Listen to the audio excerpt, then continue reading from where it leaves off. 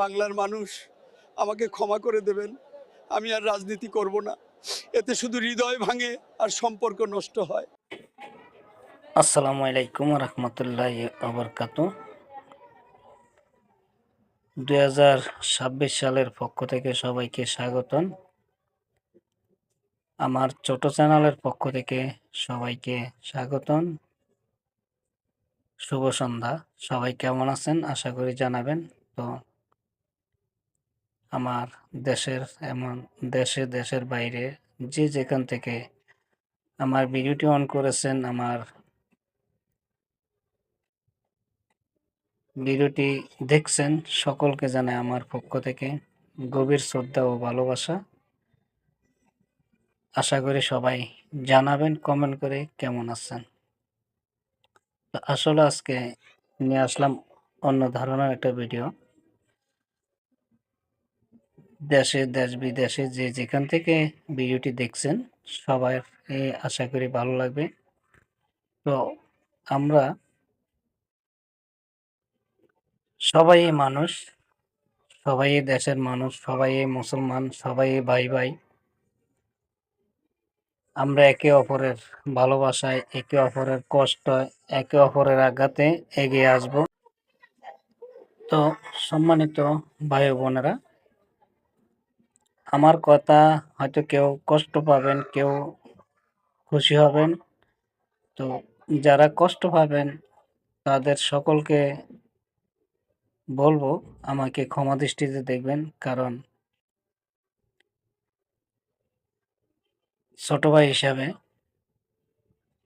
তো আজকে নিয়ে আসলাম কিছু কথা আমি বলতে চাই যে আমরা সবাই মানুষ, ধর্মী বিধর্মী, দেশি বিদেশি, সবাই আমরা মানুষ, সবাই রক্ত মাংস করা একজন মানুষ। ভালো খারাপ মানুষের ভিতরেই আছে।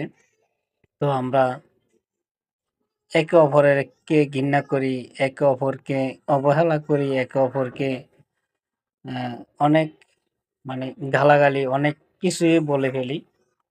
আসলে এটা আমাদের ঠিক না। কারণ আমি মানুষ, আপনিও মানুষ। আপনি একটা অপরাধ করছেন, আপনাকে আমার হয়তো আপনাকে অপরাধের পথ থেকে কিভাবে ফেরানো যায় ওটা চেষ্টা করতে হবে। ঠিক আছে? তো আমি আজকে বলবো যে আমাদের দেশের একজন নেতা, আমাদের দেশের একজন নেতা একসময় আমাদের সকলের প্রিয় একজন মানুষ ছিল, প্রিয় একজন মানুষ ছিল। হয়তো যে কোনো না যে কোনোভাবে সে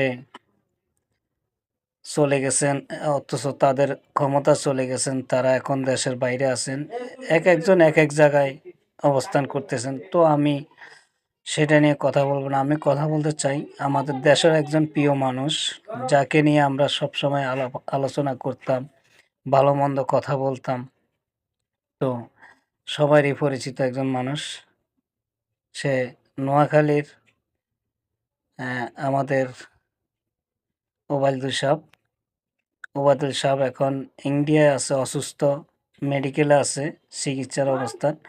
তো সবাই ওবায়দুল স্যারের জন্য সবাই একটু দোয়া করবেন যে ওবায়দুল সাহেব যে আল্লাহ তাকে সুস্থ করে, ভালো করে, আবার যে দেশে আমাদের মাঝে ফিরে আসতে পারে।